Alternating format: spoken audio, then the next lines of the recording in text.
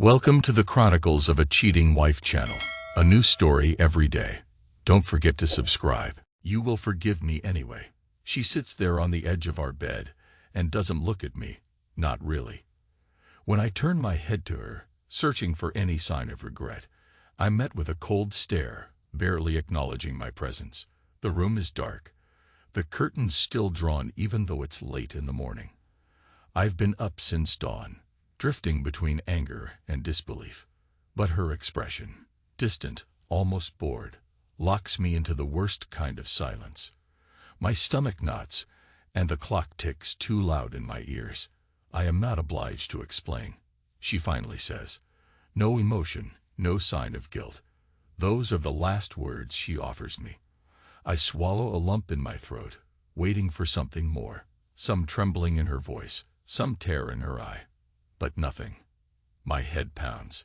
I open my mouth to demand an explanation, but she's gone quiet, her lips pressed into a thin line, as if she's made a decision. No more words, no more apologies. She said her piece, and that's all she owes me. We stare at each other in a tension so thick it could drown both of us, until I can't bear it anymore. I stand. The floor creaks under my weight. She doesn't move, doesn't speak, and in that moment I realize I am alone. I step out of the bedroom, feeling each heartbeat vibrate through my entire body. My arms tremble, and I press my hands into my pockets to keep them from shaking so obviously. The hallway is dark, the air stale. Through the small window by the stairs, I see the sky is overcast, gray clouds rolling in from the coastline. The sun swallowed up, as if the weather itself wants to echo the hollowness pounding in my chest. Outside, everything is still. Our quiet suburban street lies empty. Not a single car passes by, no kids on bikes, no neighbors mowing the lawn. It's strange, like the whole world just paused, waiting for me to realize how far I've fallen. 6 years of marriage. And this is the day after our anniversary. This is how we commemorate it. The memory of last night rips through me.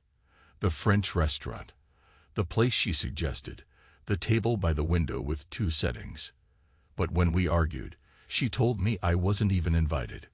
We need to discuss it after, she said a few days earlier, refusing to elaborate. And then, fine, I told her, you go.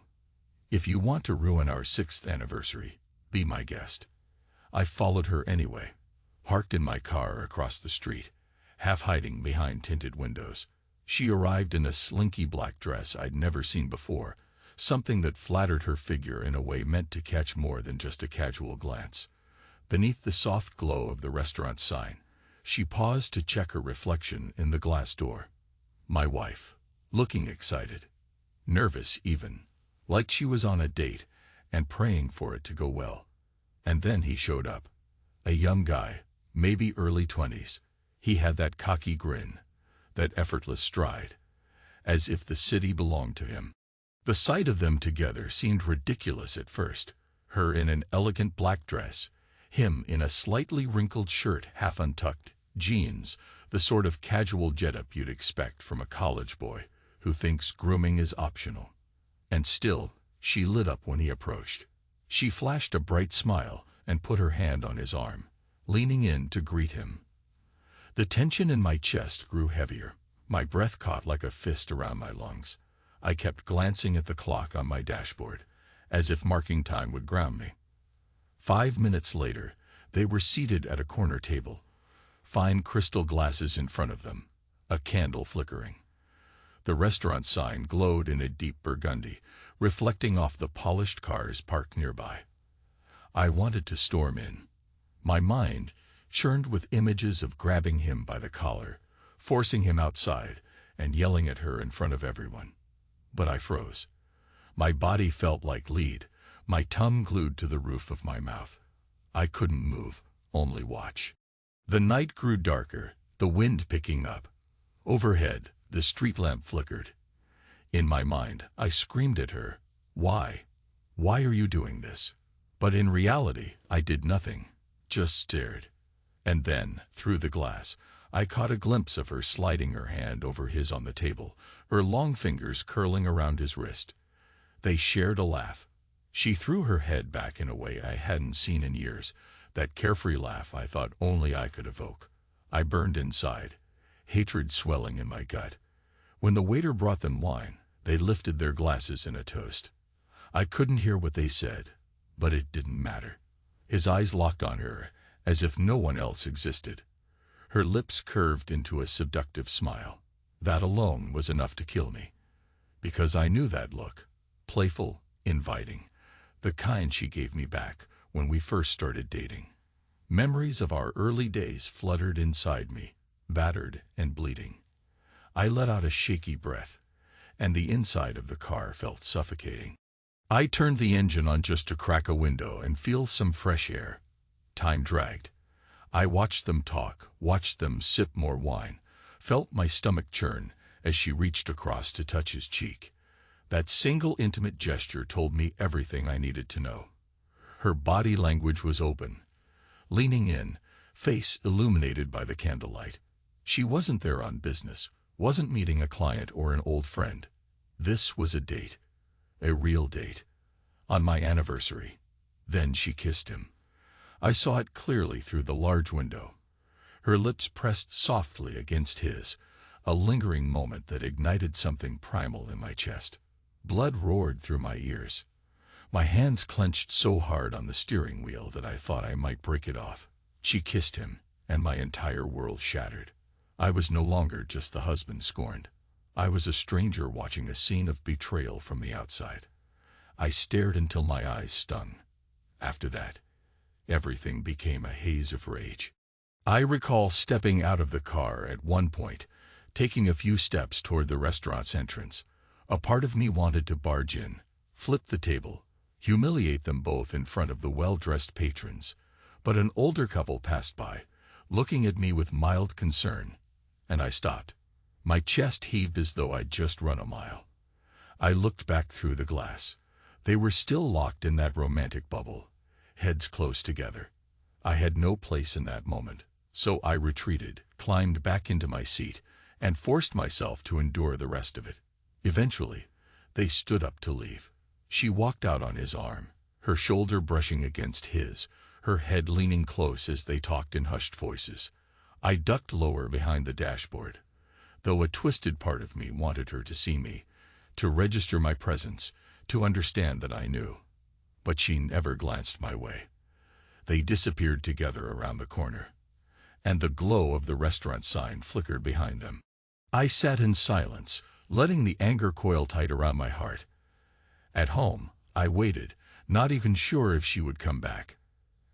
Hours stretched out in suffocating stillness. The night sky turned black. Around midnight, I heard the front door open. I was in the living room, perched on the sofa, all the lights off.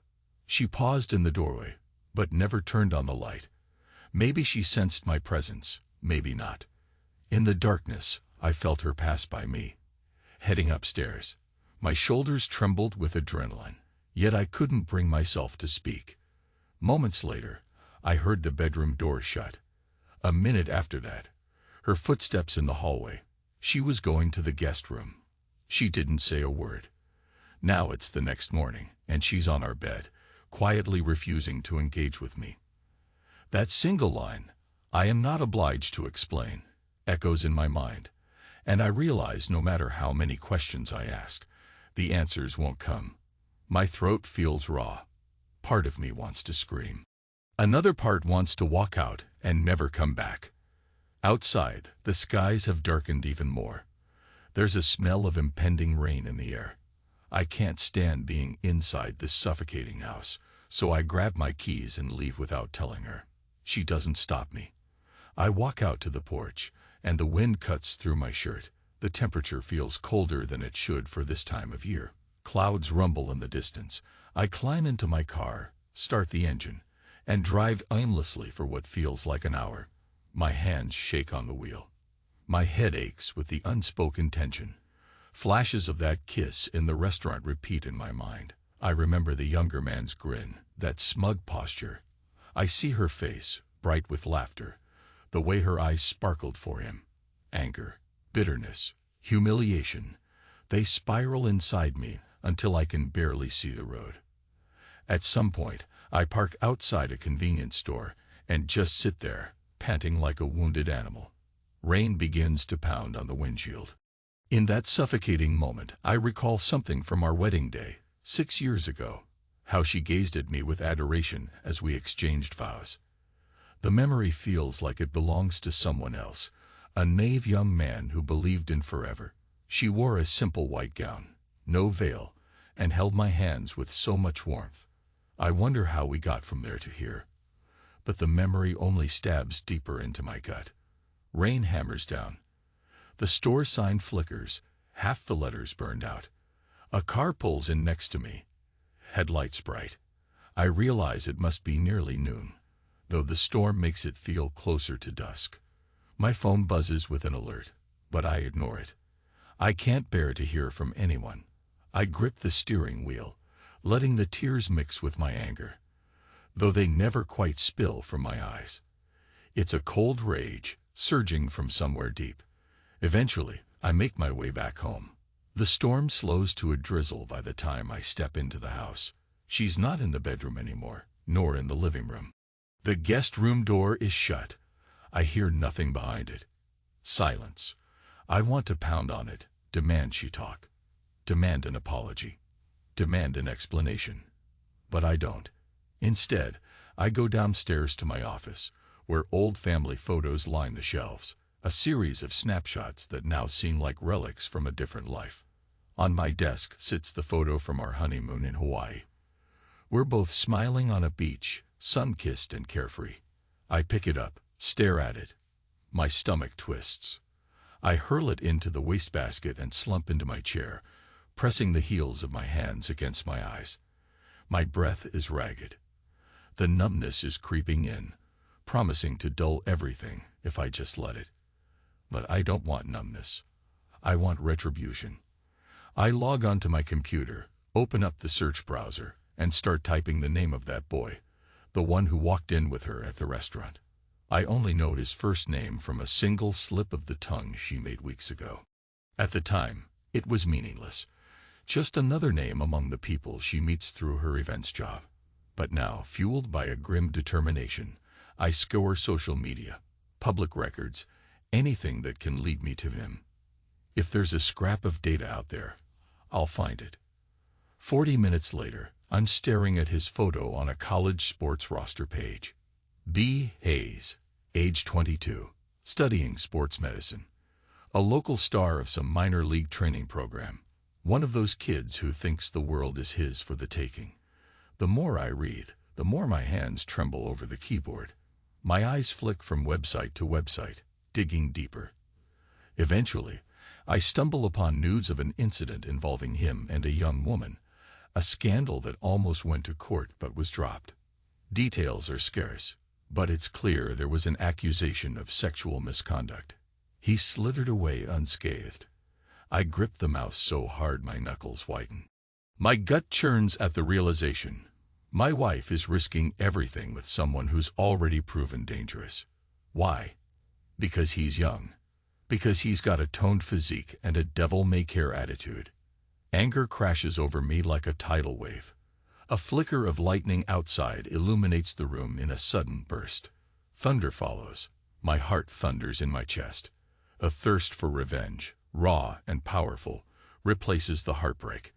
I open new tabs, gather every source, every rumor. I create a folder on my computer, labeling it with his initials. I store screenshots, links, archived articles. If the law didn't get him then, maybe it can get him now. Some part of me wonders if I'm crossing a line, but the thought of his hands on my wife's body, his lips on hers, obliterates any moral hesitation. I feel an icy calm descend over me. I will bring him down, and if she won't explain or apologize, so be it. She has chosen her path. I spend hours like this. By late afternoon, the sky outside glows a murky orange, the storm clouds dispersing in the distance. I hear her moving around upstairs, soft footsteps. But she never comes down, never tries to talk. Fine. Suits me. Eventually I stand, my body stiff, the desk lamp throwing long shadows on the wall. I print out everything I've gathered. Statements from that earlier case, old messages, suspicious social media posts. I put them in a file. It's not bulletproof, but it's something. Enough to raise eyebrows, maybe enough to get an investigation started. I find an old letterhead from a local community initiative I used to volunteer with, a place with some law enforcement ties. I type an anonymous tip, referencing this new evidence, and carefully detail the timeline of his questionable behavior. I create a burner email address. I attach the files, label them with times and dates, clearly referencing the victim from his past. Then I add more. Recent photos of him with my wife, albeit taken from a distance near that French restaurant, along with timestamps. I paint a picture of a repeat offender who manipulates older women as well as younger, hinting there's more to investigate. I don't mention my name or hers. I keep it all neat, clinical. I click send. It's done. A chill runs through me. But I feel no regret. If he's done something illegal, or if he even hovers near that line, this might be enough for the police to dig deeper. Maybe they'll find the truth, maybe not. But at least now there's a bright target on his back. I lean against the wall, exhaling. My mind replays that restaurant scene again, but this time I'm not powerless. I notice a sense of twisted satisfaction creeping in, along with a layer of bitterness at my wife's betrayal. When I finally step back into the bedroom, I find it empty. She must be downstairs or out. The bed is unmade. A faint smell of her perfume lingers, stirring conflicting emotions in me. Love, hate, desire, disgust. It all merges into a sickening swirl. On the nightstand, her anniversary card to me, barely half finished, lies crumpled, as if she started to write it but lost interest. I want to tear it to shreds, but I don't. I drop onto the bed, let my eyes flutter shut. If sleep comes, I welcome it. A week passes in near silence between us. She avoids conversation. I don't push. Each day, I hide behind the routine of work. I go to the office, pretend everything is fine. Come home to a house that feels foreign, shadowed by tension. In the evenings, the two of us roam different rooms. The only time I see her is in passing. She looks at me with a mix of guilt and defiance, but never says a word. At night, she often sleeps in the guest room, leaving our bedroom cold and empty. I keep an eye on local news, on the college's website, on everything that might reflect a police action against him. Days stretch on, each one sinking me deeper into some emotional purgatory. Outside, the weather changes from storms to scorching sun, then back to mild breezes, like the sky can't decide how it wants to feel, just as I'm stuck between fury and heartbreak. Then, 2 weeks after that humiliating evening, I hear a commotion outside. It's late afternoon, and I've just returned from the grocery store with a 6-pack of beer. The neighbor's dog barks like mad, and I pick up on distant shouting. Curious, I walk out onto the porch, the wooden boards creaking under my step. A patrol car is parked across the street, lights flashing. Another unmarked car behind it. There's a group of officers gathered. My gaze follows their line of sight, and there he is, B. Hayes, leaning against the trunk of a battered sit-in. He looks frantic, eyes wide, as if he just realized the world can indeed crash down on him. A tall police officer is speaking to him, reading him his rights. I grip the porch railing so tight my knuckles ache. I can barely hear their words, but the tone is clear, official, unyielding. I guess the tip I sent, the evidence I compiled, maybe it triggered an investigation that led them here. My heart hammers. He looks over his shoulder, sees my house, sees me on the porch. For a second, our eyes meet. He looks stunned, as if trying to remember where he's seen me before. Maybe from that night at the restaurant. Maybe from the pictures I took. All the color drains from his face. She's there too, my wife, standing off to the side in our driveway, arms wrapped around herself, face pale and horrified. She must have invited him over, or he came unannounced. Now she stands watching him get cuffed, her lips parted in silent shock. Her eyes flick between him and me, and she knows. She knows I'm behind this. She can't prove it, but she feels it in her gut. The crushing guilt in her features is more confession than I ever wanted to see. Thunder rumbles overhead, despite the sky being mostly clear. An odd, distant storm, maybe just leftover tension in the atmosphere. My chest feels heavy as I stand there, half in shadow, half in the dim sunlight. The officers guide him into the patrol car, door slamming shut. Then they drive away, and the flashing lights vanish around the corner, leaving behind a hush. My wife remains in the driveway, shoulders trembling, her eyes glistening with tears she tries not to let fall. She turns to face me, desperation etched across her face. She opens her mouth, but no words come out. For a second, I expect a torrent of excuses or accusations. Instead, she just stares, like she's seeing a stranger. I raise the beer bottle to my lips, take a slow sip, and watch. I can almost feel her heart pounding from across the yard. She stands there, arms limp at her sides now, each breath ragged. We both know she can't blame me outright, because she can't pretend to be innocent. She can't go back to the life we had before. She's damned in her own eyes. Eventually, she gives a tiny shake of her head, tears barely contained. Then she turns, goes inside the house, and I'm left alone in the quiet. The neighbor's dog stops barking. The breeze feels oddly cool for this time of day. I sip my beer again, noticing the faint bitterness on my tongue. I should feel triumph. Some part of me does. The thrill of savage satisfaction blooms in my chest. He's gone, possibly facing charges, no longer free to show off that smug grin. I want to relish it, want to clasp it like a trophy. But it also tastes hollow, because what have I really won? My marriage is beyond repair, her betrayal carved into my soul. She no longer laughs with me, no longer meets my eyes.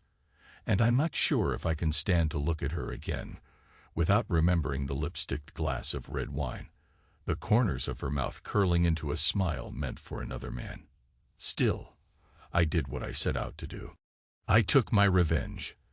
The next wave of emotion is unexpected sorrow, a wave of emptiness that leaves me shaking. Once upon a time, I loved her more than anything. Now, I am a shell of that man. I step into the house after finishing my beer outside. She's nowhere in sight, probably locked away in the guest room again, but I sense her presence. Tension weighs on the air like an invisible fog. A half-eaten bagel lies on the kitchen counter. A coffee mug sits half full in the sink. Minor signs of a life we once shared. I drift into the living room and remember the day we bought this couch. We argued over color schemes. She wanted a warmer tone. I insisted on something more neutral. We ended up with a compromise. A pattern emerges in my memory. So much of our marriage was about compromise, small negotiations. Where did it all unravel? A swirl of thoughts pummels me. The hatred, the regret, the longing. Finally, I go upstairs, into the bathroom. I take off my ring, hold it between my thumb and forefinger. The metal feels cold, heavier than ever. I lay it on the vanity, next to the soap dish. My reflection in the mirror is unrecognizable. Hollow eyes, jaw set in a hard line. A man who's been gutted. I recall an old piece of stationery stored in the second drawer. A leftover from when we wrote each other silly notes. I rummage around until I find a blank sheet, yellowed at the edges. I grab a pen, and my hand trembles. I write in jagged letters. You've drowned us for a glass of wine and a young body. I sign nothing. No name, just that one sentence. Then I fold the paper into a small boat, the way I did as a kid, something my father taught me. The corners are uneven, the lines not perfect, but it floats in my palm. A bitter laugh escapes me. There's no joy left in these childish gestures, only a twisted sense of closure I can't fully grasp. I move to the toilet, place the paper boat inside. My finger hovers over the flush. I picture our entire marriage swirling down into darkness. My chest tightens, Then I push the lever. Water rushes around the fragile paper. It spins, half submerged. But before it vanishes, I reach in and grab it, soaking my hand. I can't let it go. Not yet. My face contorts in a silent, bitter smile. Why am I saving it? Maybe it's a metaphor for how I can't truly let go of what we had. Or maybe it's the last shred of pity I have for myself. I toss the boat in the trash, hand dripping. I watch it sag among discarded tissues and realize I feel no relief, no catharsis, only a weary acceptance. Nights pass in uneasy calm. She sleeps alone. I hear her toss and turn, muffled sobs echoing through the walls. Sometimes I wonder if I should go to her, hold her one last time. But the memory of that kiss stops me cold.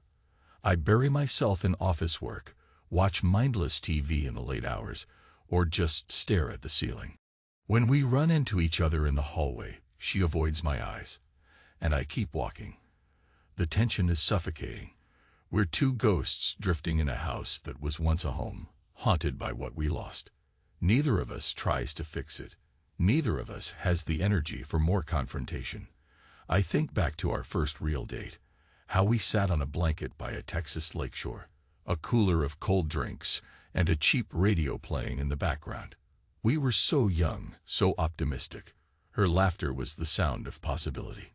Now I can't reconcile that memory with the woman behind the closed guest room door. Days blur together. Sometimes I find myself driving aimlessly through town, ending up near that restaurant where she met him. The place stands with its classy French sign, promising fine wine, delicate pastries, and romantic ambience. My mouth turns dry every time I pass it. I can almost see the ghostly image of them laughing inside. My heart clenches, but I don't stop. I keep driving, eventually returning to the hollow quiet of the house. Word gets around. Some mutual friends suspect something. They text me or call, ask if everything is okay. I answer with polite evasiveness, saying we're just going through a rough patch. I'm sure she's telling them something similar, or maybe she's not telling them anything at all. My parents, still in Texas, notice my clipped tone on the phone. My mother tries to pry details from me, but I deflect. I'm not ready to open that door. I'm not sure if I ever will be. Another week passes. One evening, I'm on the porch, finishing yet another beer. My new nightly routine. I watch the sky transform from soft pink to a deep purple, day surrendering to dusk. She appears at the edge of the doorway, eyes red-rimmed, as if she's been crying for hours. She doesn't speak. Her mouth is pressed shut, jaw tight. I tilt the bottle at her in a half-greeting, half-question. She does nothing, just stands there. The air between us is heavy. I know she wants something, maybe to talk, maybe to apologize. But she can't bring herself to break her vow of silence. After a moment, she turns and retreats inside. The door clicks shut. In that moment, I realize how deeply she's drowning in guilt. But I can't comfort her. My anger is still there, though not as sharp, overshadowed now by the dull ache of betrayal. The quiet is more damning than 1,000 heated arguments. Part of me wonders if I should insist on a conversation. But then I remember the look on her face with him. How alive she seemed, how electrified. That memory kills any notion of bridging our chasm. For a second, I think about divorce, about calling a lawyer tomorrow. But the thought drifts away, replaced by a deeper realization. I don't even know if that's what I want yet. I feel battered, hollow. Maybe a part of me is still hoping for her to speak, to say something that would make sense of this mess. But she doesn't, and the ache continues. One night, a month after it all went down, I find myself searching for closure. I rummage through our closet for some boxes of old letters, keepsakes from the early days of our relationship. Dust covers the lids. Inside, I see old birthday cards, small notes we wrote each other, photos of us grinning at holiday gatherings. We looked so happy, so in sync. My chest tightens as I realize how far we'd strayed. Sifting through these relics, I find one letter she wrote me back when we were only dating a few months. She wrote about how much she admired my steadiness, my capacity to see beauty in small things. Her words glow with sincerity. I read it 3 times, trying to spot any hint of deception. But all I see is love. She used to love me. She used to be faithful. I close the box, set it aside. I feel numb. My phone buzzes, snapping me out of my daze. I check it. It's an email from the police department, from a detective's account. A courtesy message telling me, or rather, telling the anonymous tipster, that they've followed up on the information provided about B. Hayes, and further details will remain confidential due to an ongoing investigation. A short, impersonal note, but it confirms they're taking it seriously. I let out a slow breath. So it's happening. He's deeper in trouble now. My revenge is thorough. My mind drifts to the possibility that he might reach out to my wife, that she might go to him, see if she can help. But so far, she hasn't left the house for more than errands, as far as I can tell. It's as though she's living in self-imposed exile, punishing herself by not seeking him out. I'm sure she's terrified, racked with guilt and confusion. That knowledge used to satisfy me in a bitter, twisted way. But now I only feel a faint relief that I'm not forced to watch them reunite. Outside, the wind picks up, howling around the corners of the house. The trees cast long, jagged shadows across the lawn, dancing under the flickering street lamp. A storm's on its way. I sense it in the electric charge in the air. I stand by the window, watch the leaves swirl, the clouds rolling in. Rain begins tapping on the glass. I wonder if redemption is possible, or if we're beyond saving. My heart clenches. A savage voice inside me whispers that I should let her drown in shame, that I owe her nothing. Another voice, quieter, wonders if we've both lost more than we realize. Does my revenge truly heal anything? Has it made me stronger or simply hardened? Lightning flashes. A sharp crack of thunder follows. I step away from the window. My reflection in the dark glass looks haunted, older than my years. I think of my father, who always said, "True strength is forgiving the people who hurt you." But I don't know if I can reach that place, not when the memory of them kissing is burned into my mind. Not when I see how she looks at me with that mixture of regret and lost hope. Downstairs, the front door opens. I hear her footsteps. Hurried, frantic, curious, I go to the hallway, watch her toss keys onto the table and glance around like she's searching for something. Our eyes meet. She's drenched from the rain, hair plastered to her cheeks. She hesitates, lips trembling. But she says nothing, like always. Then she turns, heads to the kitchen. Her shoulders quake with silent sobs. In another world, maybe I'd rush over, hold her, peel her wet jacket off, and run my hands over her arms until she warms up. In another world, maybe we'd talk about how the storm came out of nowhere, maybe share a laugh about how she got caught in the downpour. But not here, not now. In our world, she's just a figure crossing the empty rooms, and I'm the man who no longer cares to ask. I return to my own space, grabbing a fresh beer from the fridge. Another night of tight-lipped solitude. Rain pounds on the roof, thunder rattles the windows. I flick on the TV to drown out the storm, half-heartedly flipping channels. The sports anchor drones on about some local college scandal, something to do with a star athlete who might face charges. They show a quick mugshot. My wife's lover, in the corner of the screen, eyes shadowed, lips pressed into a grim line. I turn the TV off. I've seen enough. The storm inside me, the rage that once crackled, has subsided to a dull ache. And maybe that's worse. I never thought I'd see the day I simply felt nothing. Weeks pass. The house remains silent except for the everyday sounds of 2 people living separate lives under one roof. I wake up early for work, fix coffee, leave before she's up. She's either gone or hiding when I return. We have no real arguments, no real conversations. The tension could be cut with a knife. I realize I'm at a crossroads. Either cling to this fractured union out of sheer inertia, or end it altogether. But there's a twisted logic in my caution. I'm not ready to let go of everything we built, even if she's the one who destroyed it. I'm not ready to move out, find a new apartment, start over. The revenge took so much of my focus that I never considered what would come after. In the quiet evenings, I nurse my beer on the porch, recalling the man I was before all this. It's like looking at a stranger. That naive, trusting version of me is gone. But something else lingers. A dull clarity that, yes, I've survived the worst of it. She can't break me any further, not really. She already did her damage, and I survived. One late afternoon, the sky is blazing orange, the kind of sunset that would have prompted us to grab chairs and watch side by side, sipping wine in comfortable silence. Once upon a time. Now I sit alone. The door behind me creaks, and I sense her standing there, hesitating. My heartbeat quickens. Maybe this is it. Maybe she's going to speak at last, break that vow of silence.